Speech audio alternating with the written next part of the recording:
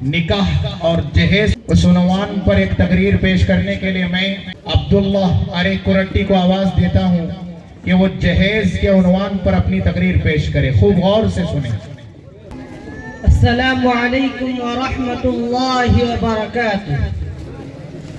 الحمد للہ رب العالمین والصلاة والسلام على سید الانبیاء والمرسلین وعلى آلہ وصحبہ اجمعین. اما بعد فقد قال النبی صلی اللہ علیہ وسلم من تزوج امرأة لعزها لم يزد الله إلا ذلا ومن تزوجها لمالها لم يزد الله إلا فقرا إلى آخره أو كما قال عليه الصلاة والسلام.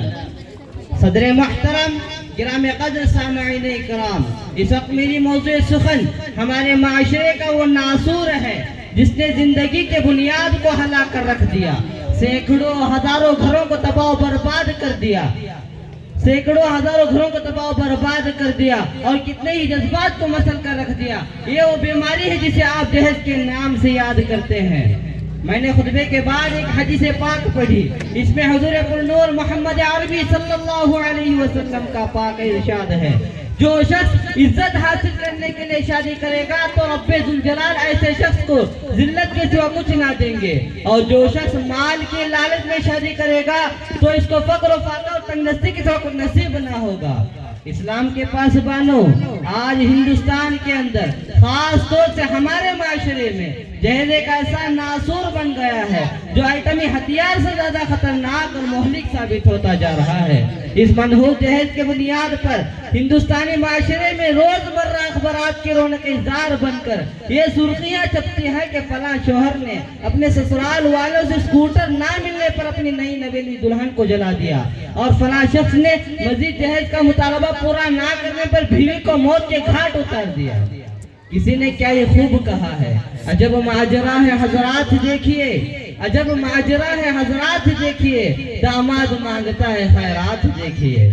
اسلام کے پاسبانوں، اخبارات کی یہ سرخیاں ابھی غیر قوموں ہی کے بارے میں نظر آتی تھی، مگر افسوس اور افسوس کے آج اخبارات کے اندر جہیز کے لیے ہماری جہیز کے لیے بھیڑ چڑھنے والی کئی فاطمہ، کئی رضیہ، کئی شبنم و فرزانہ اسلامی شریعت کے نام لیواؤں سے یہ کہہ رہی ہے کہ کاش ہماری اسلامی شریعت کتابوں اور وعظوں کے بجائے عمل میں آ جاتی. پہلے دوستوں، اسلام کے نوجوانوں، عورت رب ذوالجلال کی جانب سے عطا کردہ وہ حسین تحفہ ہے جس نے انسانی زندگی کو روشنائی بخشی. اسی عورت کے دم سے نظاروں میں خوبصورتی پیدا ہوئی. اسی معصوم کلی نے حضرت آدم علیہ السلام کی زندگی سے خوف و وحشت کو دور کیا. مگر ان تمام باتوں کے باوجود جو ظلم و ستم کی تاریخ گواہ ہے، اس دائرے پانی میں جتنے مظالم برپا ہوئے ہیں وہ صنف نازک ہی پر کیے گئے ہیں. اس بے رحم سماج نے عورت کو جس نظر سے دیکھا ہے وہ نہایت ہی قابل مذمت ہے. تاریخ عالم دردناک واقعات سے بھری پڑی ہے. کبھی حضرت مریم کو دنیا والوں نے متہم کر کے جنگلوں کے خاک چھاننے پر مجبور کیا، تو کبھی نمرود نے اپنی بیٹی کو ایمان لانے کی پاداش میں آگ میں جلا دی، تو کبھی عرب کی جاہل معاشرے نے لڑکیوں کی پیدائش کو اس قدر منحوس تصور کیا کہ ان کے پیدا ہوتے ہی زندہ درگور کر دیا جاتا تھا. اسلام کے پاسبانوں، آج بھی ان معصوم دو شیزاؤں کو ظلم و ستم کے پہاڑ توڑے جا رہے ہیں. آج بھی ان عورتوں کے ارمانوں کو خون کیا جا رہا ہے. غریب گھرانے کی بچیوں پر خدا کی زمین اپنی وسعت اور خوشحالی کے باوجود تنگ ہو رہی ہے.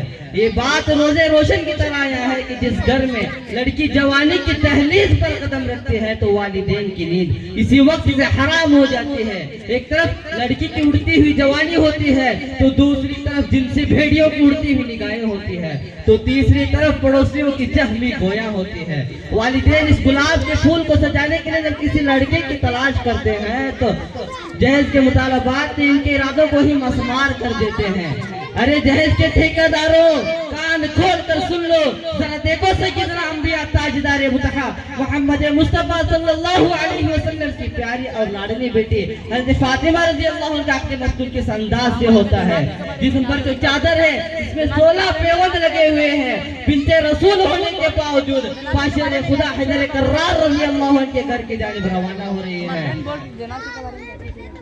بنت رسول ہونے کے باوجود پاشر خدا حیدر کرار رضی اللہ عنہ کے گھر کے جانب روانہ ہو رہی ہے. جہیز میں ایک چکی، ایک بستر، 2 تکیا، 2 मिनट के मुख्तसर सामान हज़रत अली मुर्तज़ा को पेश किया जा रहा है। आज हम ये कहते हैं कि हमारा बेटा डॉक्टर है, हमारा बेटा इंजीनियर है, हमारा बेटा पायलट है, हमारा बेटा ग्रेजुएट है, हमारा बेटा सऊदी अरब में रहता है, इसके जहर में जहाज चाहते हैं। अरे औलाद पैदा करके जहर की तमन्ना रखने वालों, कान खोल कर सुन लो। अगर तुम्हारा बेटा डॉक्टर है तो हज़रत अली अमीरुल मोमिनीन थे, अगर तुम्हारा बेटा इंजीनियर है तो हज़रत अली मुजाहिद थे, अगर तुम्हारा बेटा पैकर सियासत है तो हज़रत अली पैकर विलायत थे। हजरात, आए हम सब मिलकर इस जहर जैसे मलऊन रस्म को मिटाकर दम लेंगे। ये संग गिरा जो हाइल है, रास्ते से हटाकर दम लेंगे। ये संग गिरा जो हाइल है, रास्ते से हटाकर दम लेंगे। हम फूल भी है, तलवार भी है, बातिल को मिटाकर दम लेंगे। वमा अलैना इल्लल बलाग। वीडियो के नीचे सब्सक्राइब के बटन पर क्लिक करें, बेल के आइकॉन पर क्लिक कीजिए ताकि हर नई वीडियो की नोटिफिकेशन आपको मिल जाए।